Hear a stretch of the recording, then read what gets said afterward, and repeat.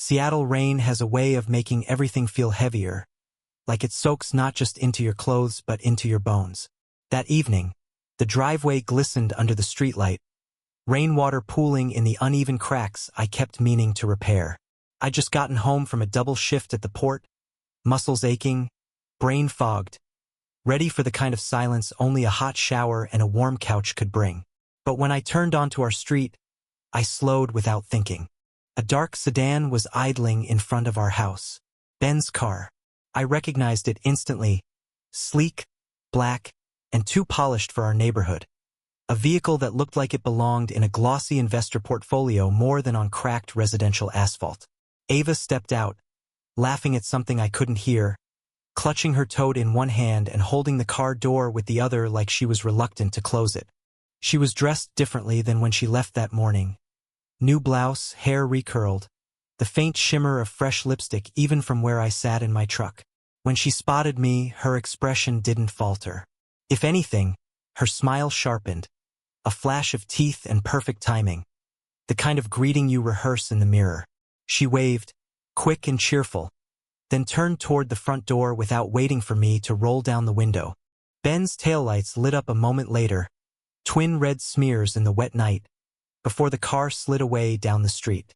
I sat there in my truck for a beat longer than I needed to, letting the rain patter against the windshield. My first thought wasn't suspicion, it was confusion. Why was Ava getting dropped off by him? She told me she was at a weekend office retreat, which I assumed meant some kind of team-building thing in the city. I'd even been glad for her. She'd been stressed about the next funding round, muttering in the kitchen at midnight about deadlines and deliverables. Inside, she was already halfway up the stairs, calling over her shoulder, "Hey, I'm gonna shower before bed. Okay? We'll talk later." Her tone was breezy, dismissive, like I was an interruption in the middle of something important. I nodded, not trusting my voice to sound casual, and went to the kitchen for a glass of water. The next morning, while shuffling through the SUV to grab my rain jacket, I opened the glove compartment. Out tumbled an old flashlight, a couple of expired insurance cards, and a single folded receipt. I picked it up without thinking, intending to toss it in the recycling, but the logo stopped me.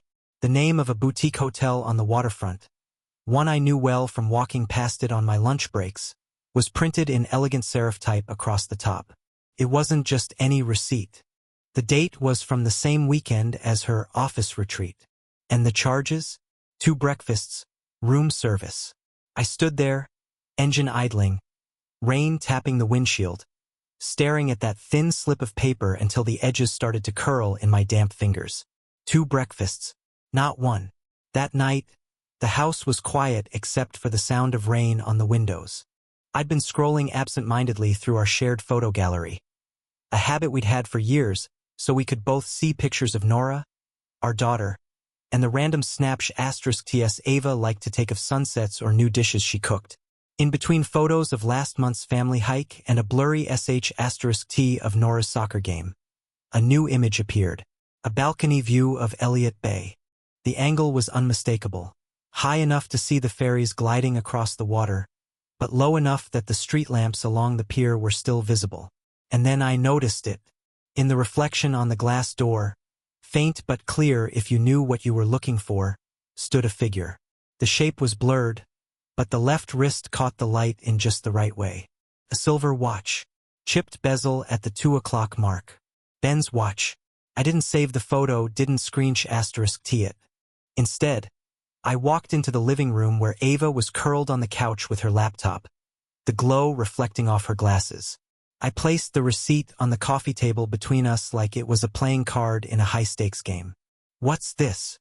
I asked. She glanced down at it, then back at me, and for the briefest moment, less than a second, her eyes flicked wide. But by the time I blinked, she was leaning back in her seat, crossing her arms. "A receipt? Ethan, seriously?" Her tone carried the kind of incredulous laugh people use when they're already building their defense. "What were you doing going through my things?" "It was in the glove compartment," I said evenly. "From that weekend you were at the retreat, right?" she said, voice rising just enough to be heard over the rain. You mean the weekend you were texting me every hour asking when I'd be home? The one where you made it crystal clear you don't trust me? My stomach tightened. This is from a hotel, Ava, for 2 breakfasts. And now you're counting meals? She snapped.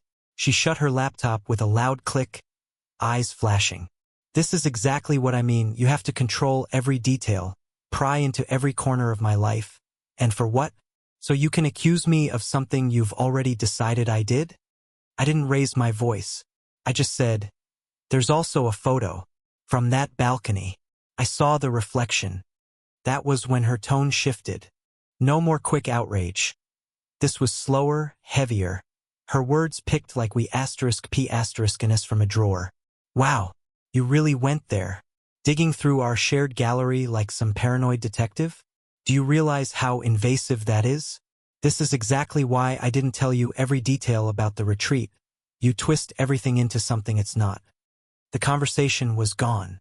She'd steered it away from the receipt, the hotel, the watch, and straight into an argument about my supposed total control and invasion of privacy. I could almost see the door in her mind closing, the lock clicking into place, her hands shoving the evidence out of sight. By the time she stormed upstairs, the rain had turned into a steady downpour, a low, constant hiss against the house. I sat there staring at the empty couch, the receipt still on the table, the edges damp where my fingers had held it too long. The evidence was real, but the conversation had evaporated like steam. She hadn't explained the receipt. She hadn't denied the reflection was Ben. She hadn't needed to because she'd made the whole thing about me. And maybe, just maybe, that was the first time I realized the truth wasn't going to come from her. In the weeks after the hotel receipt, my brain started replaying old scenes like a surveillance reel I didn't know I'd been shooting. Moments I'd shrugged off came back with new angles, new lighting, and none of them looked harmless anymore. The first one was the move to the garage. Just for a while, Ava said, standing in the doorway with her arms folded, framed by the hallway light like a foreman inspecting a job site. You need peace and quiet for your online coursework, right? The workshop is perfect. I didn't argue.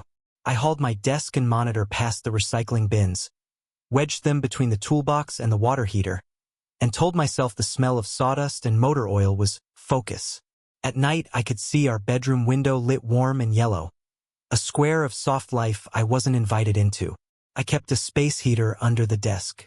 It thumped on and off like a tired heartbeat, and the garage door rattled whenever the wind slid under it. Temporary, she'd said.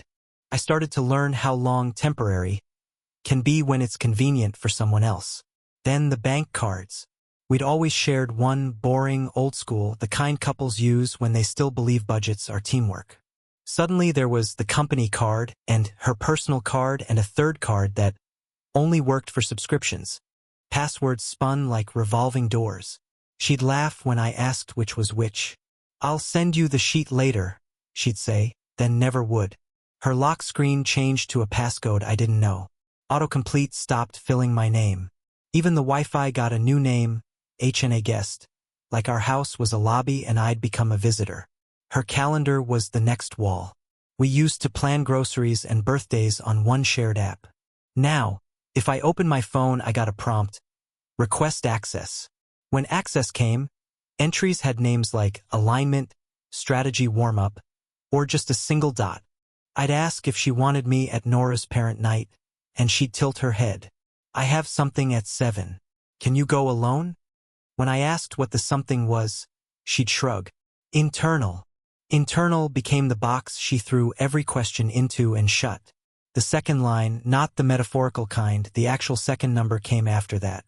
It's just an eSIM, easier for investors and partners, she said, like it was a lint roller you toss in the glove box. Calls from it never came when I was home. I'd spot the tiny status bar icon, the extra bars stacked like a secret ladder. When I asked who needed a second line at midnight, she said, time zones, as if Seattle had suddenly moved to the equator and revolved differently. The overnights at the office grew like moss. Slow at first, then everywhere. She said the team was chasing a demo. The repo needed grooming. The build was finicky on metal. I know how crunch seasons can eat a person. I've had them at the port. Ships sliding in at 3 a.m. Cranes screaming on the rail, coffee that tastes like burned rope. But she'd come home at 6 in the morning showered and bright-eyed. Hair smooth in a way fluorescent bathroom lights don't allow, with a story about a conference room couch that somehow didn't leave a crease on her cheek. I grabbed a blanket from Ops, she'd say. Our Ops blankets don't come with room service. I noticed the laptop too. I back up everything because losing a day's work at the docks can mean missing a week's pay. Her Mac used to hum along to our nightly time machine routine. Then I saw the backups were gone. History erased like the past had been a formatting error. Storage issue, she said. It kept failing. The external drive in the drawer was mysteriously empty. The log showed manual deletes.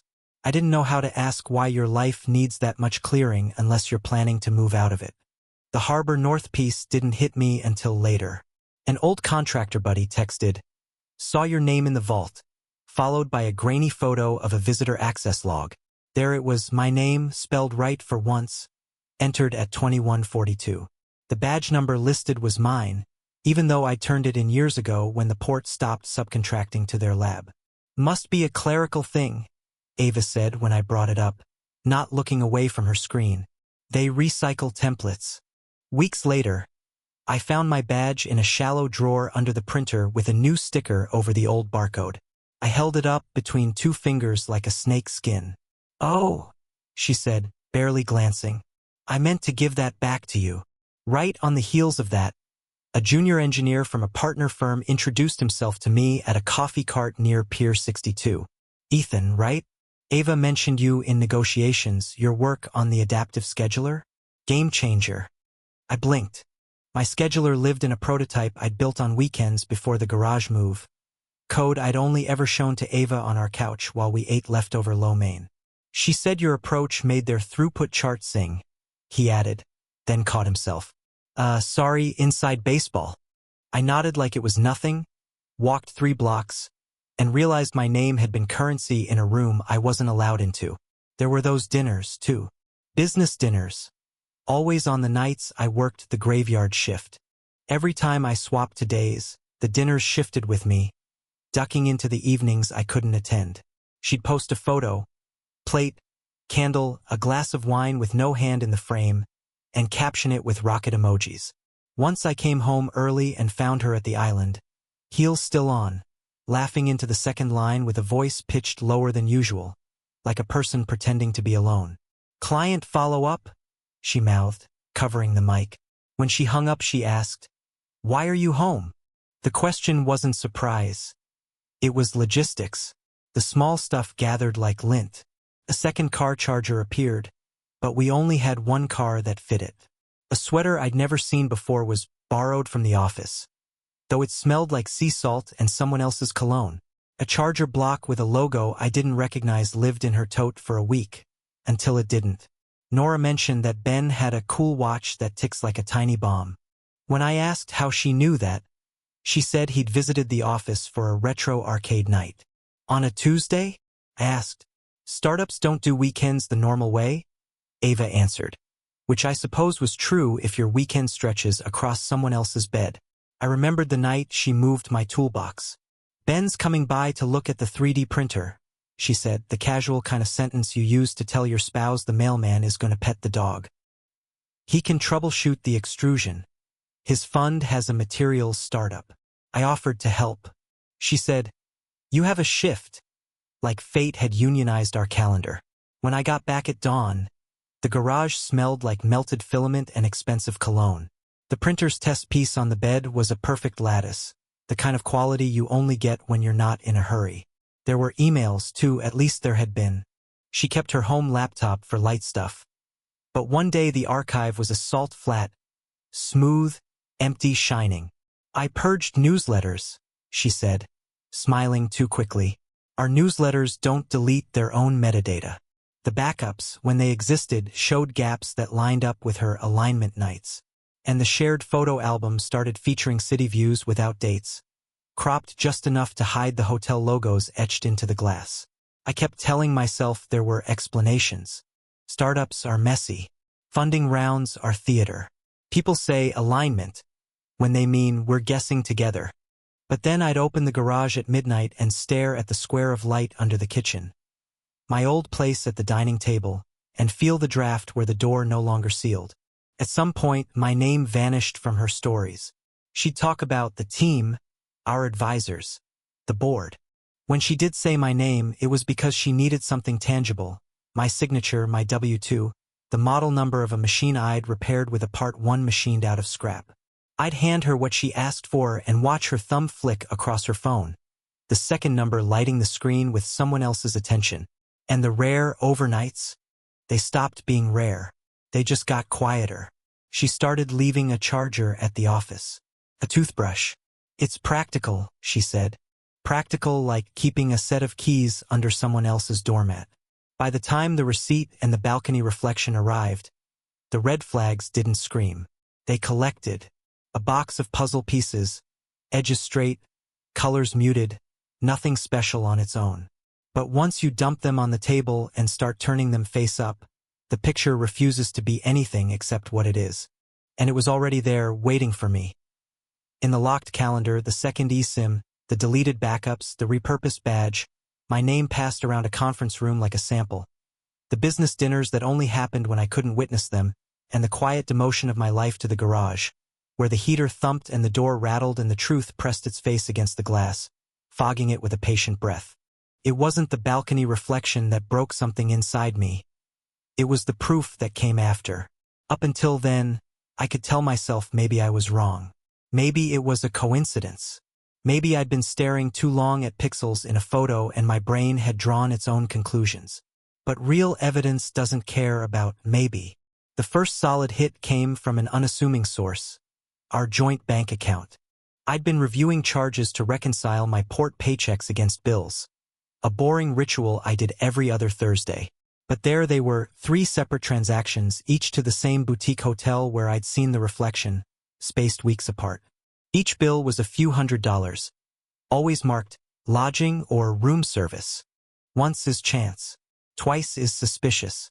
3 times is deliberate. I printed the statements and tucked them into a folder.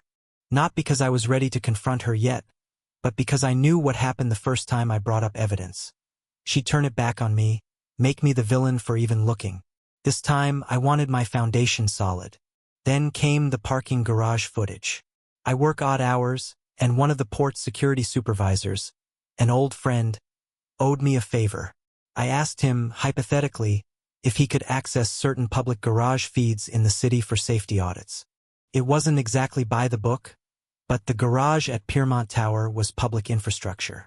2 days later, I had an email with stills attached. Ava and Ben, clear as daylight under the LED overhang. Not just walking in together, they were standing close, his hand on her lower back as they crossed the concrete. In one frame, she looked up at him with that same expression she used to give me after I fixed something around the house. A mixture of admiration and amusement. The timestamp put them there at 11:48 p.m. A full hour after she'd told me she was wrapping up a late dinner with the team. The last still showed them at the elevator. They weren't kissing, but they didn't need to be. The body language said everything. Her head tilted toward him, his arm brushing hers like it had been there 1,000 times. I saved the images to a USB drive. The folder with the bank statements grew heavier in my desk drawer. The final blow was pure accident.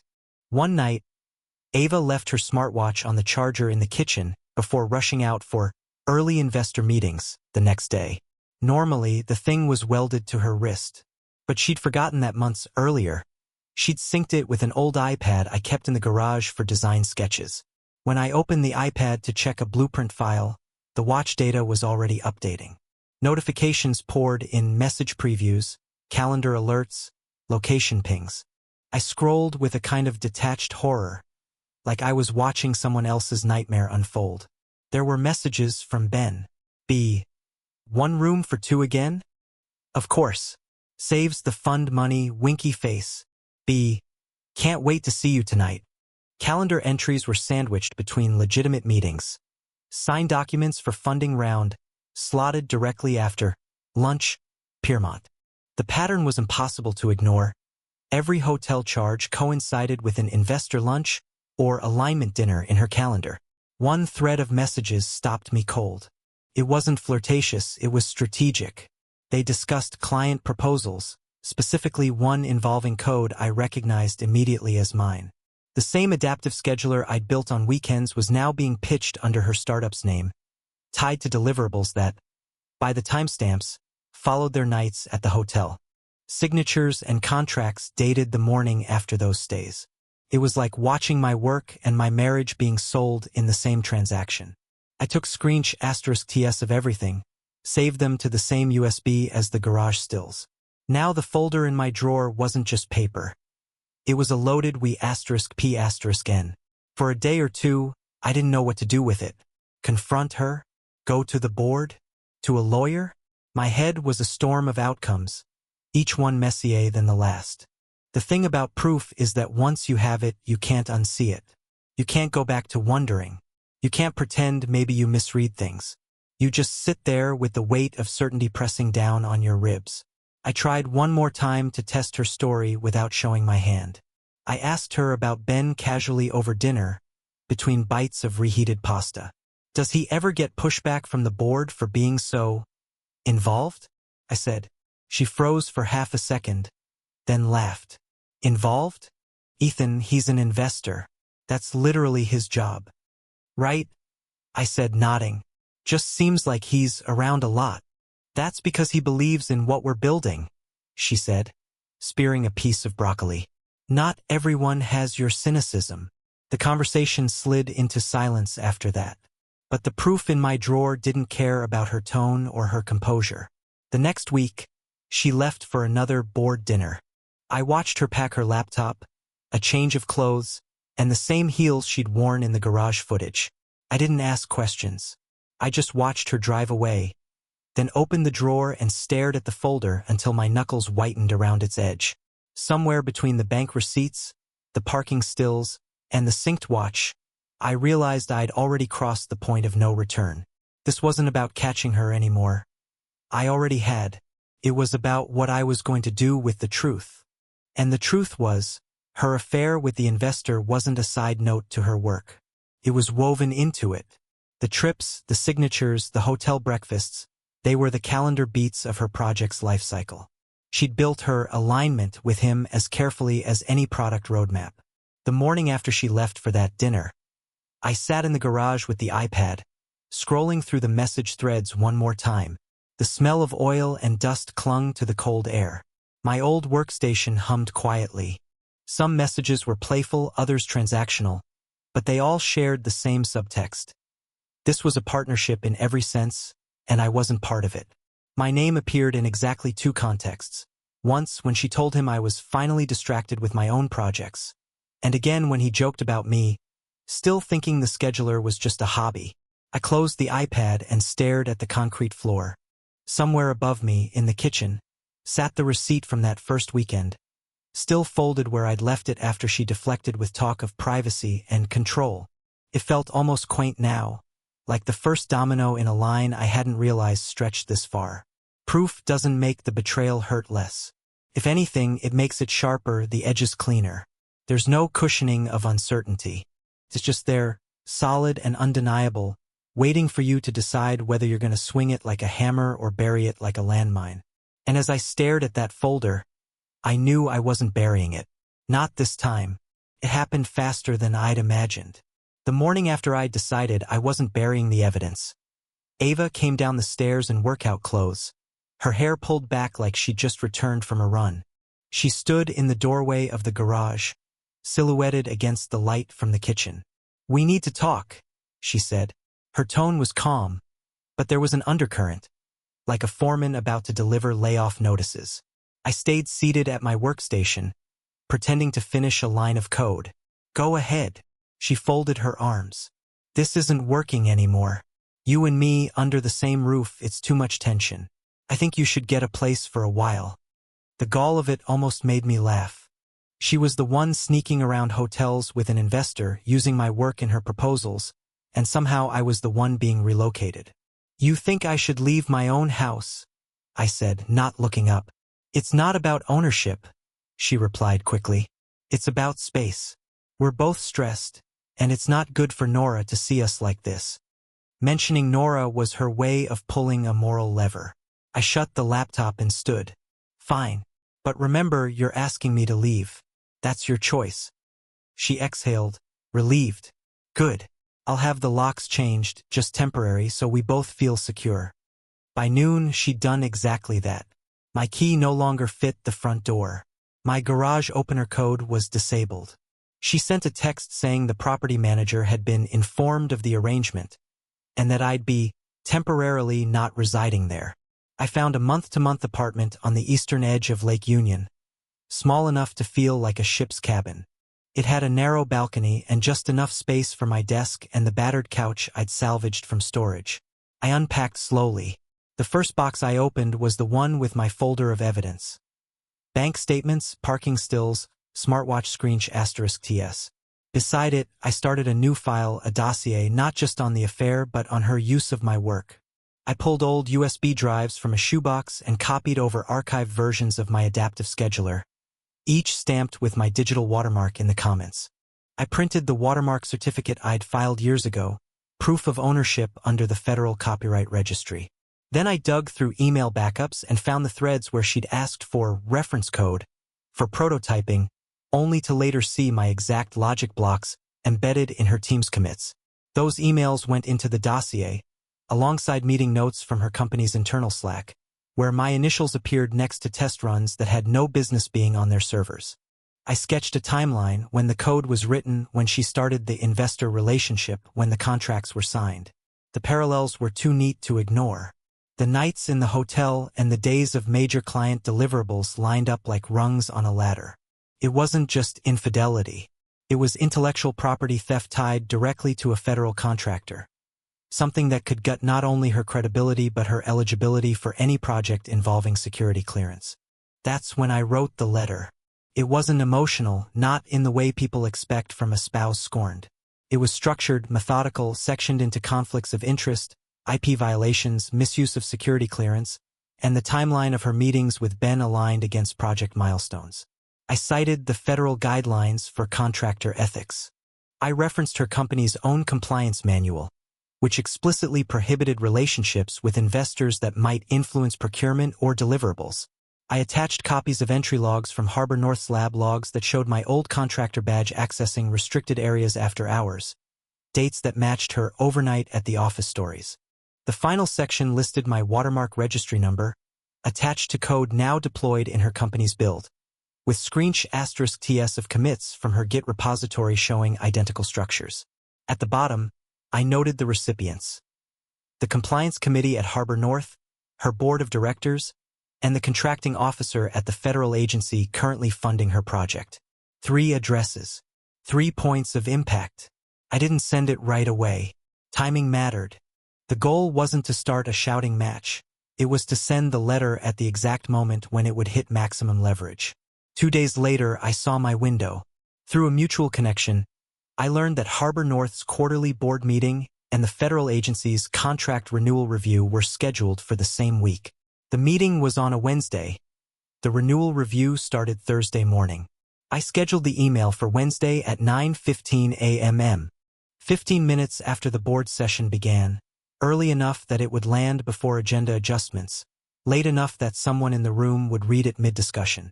When the morning came, I sat at my desk in the Lake Union apartment, coffee cooling beside me, cursor hovering over the send now confirmation.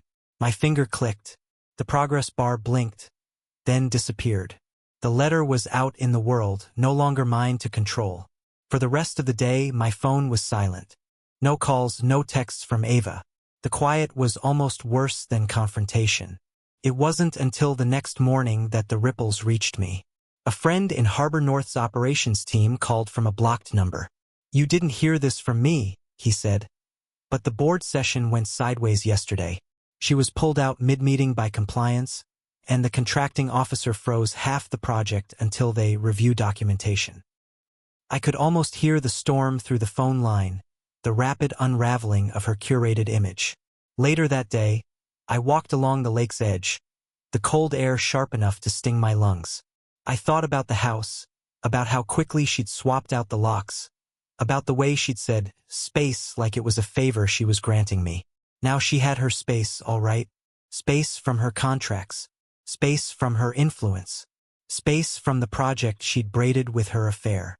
That night, I opened my laptop and checked my sent folder. The letter was there, time-stamped, attachments intact, subject line plain.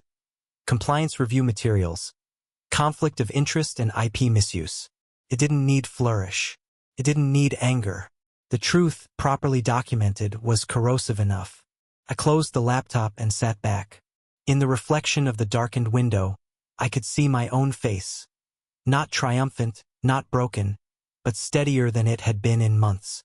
The letter had left my hands, but its weight was no longer on my shoulders. Whatever happened next, it would be on the record. And records, unlike hotel receipts, don't disappear when someone changes the subject. 3 days. That's all it took for the letter to work its way through the arteries of her career and start starving every vital organ. On Monday morning, I got the first confirmation from my friend at Harbor North. Ava's repository access was temporarily suspended pending review. In reality, that phrase is corporate CPR. They don't suspend your access unless they're already preparing to unplug you. It meant she couldn't push code, couldn't approve merges, couldn't even see project branches. For someone who lived in GitHub the way Ava did, it was like taping her mouth shut mid-pitch. By Tuesday, the freeze spread outside the building. The federal contractor funding her flagship project posted a notice to their portal. All agreements with Harbor North involving Project Artemis are suspended pending compliance verification. I read the words twice. I knew Artemis was the code name for the adaptive scheduler integration, the exact module built on my code. Wednesday, the first visible crack in her armor appeared. Ben's investment fund, her golden ticket, her trump card in every conversation, announced via a terse press release that they were withdrawing commitments to avoid potential shared liability during ongoing reviews. The statement never named her, but it didn't have to. In their world, shared liability is a polite way of saying we've seen enough to run. I didn't even have to dig to see the impact. By Thursday morning, Ben himself issued a memo to his partners. He was temporarily stepping down to focus on personal matters.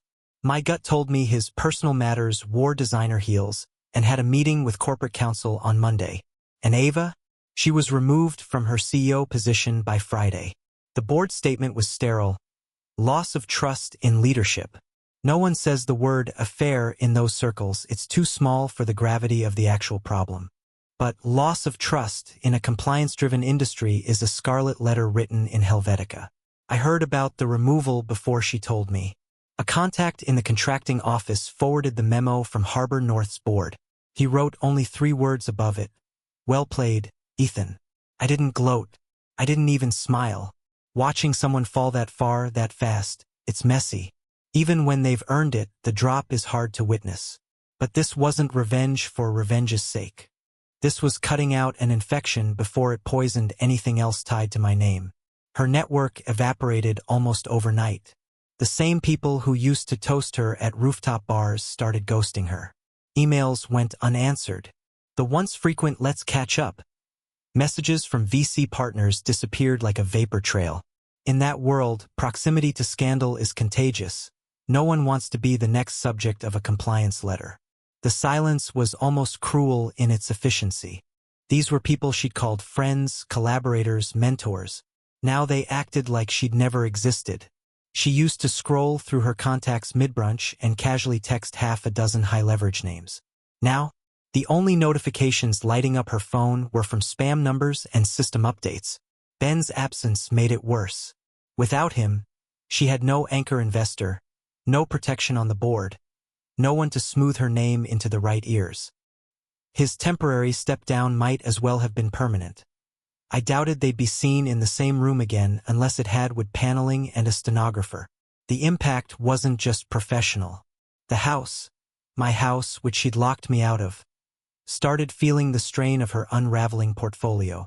I knew she'd leveraged part of her equity to cover the down payment, banking on a quick Series C to cushion the debt. Without the contracts and with Ben's fund gone, that equity was now wallpaper. By the second week, I got wind of another blow. A background check hold placed on her federal security clearance. That was the nail. You can rebuild an investor roster, charm a new board, even spin a compliance hiccup if you're careful. But you don't recover from a black mark on your clearance in this industry. It's a lifetime ban from certain contracts. The cascade of it all was clinical in its precision. The letter I sent hadn't been dramatic. It had simply lined up facts like dominoes and let the right hands tip the first one. But the chain reaction was merciless. Board suspension, contract freeze, investor withdrawal, partner resignation, executive removal, clearance review. Each step closed another door until she was standing in a hallway with nothing but echoes. I didn't see her in those first few weeks. We communicated only through our lawyers about the property and shared accounts. But I pictured her checking her inbox, waiting for a message from someone who still believed she could pull out of this, only to find nothing but automated, out-of-office replies.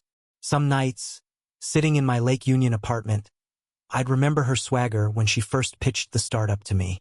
"We'll be untouchable," she'd said, holding my hand like we were co-conspirators. And now, the very connections that once made her untouchable were slicing her loose to drift alone. By the end of the month, I got an email from one of her former board members. Just one line, one letter, perfectly timed, can erase years of positioning. He wasn't wrong. Ava had spent years stacking her professional Jenga tower, contacts, contracts, carefully cultivated investor dinners. But she'd built it with pieces she didn't own. My code, my name, my patience. And when you pull out the wrong block, the tower doesn't just lean, it collapses. Her downfall wasn't cinematic. No shouting in lobbies, no televised hearings. It was quiet, emails unanswered, doors closed, phones set to silent. The kind of erasure that makes people wonder if you ever existed in the room at all. And in the end, that was the truest consequence. Not just the loss of contracts or titles, but the loss of relevance. The calls that used to shape her calendar stopped coming. The events she'd never missed came and went without her name on the guest list. She'd once told me that influence was everything in her world, that without it, you might as well be invisible. Now she was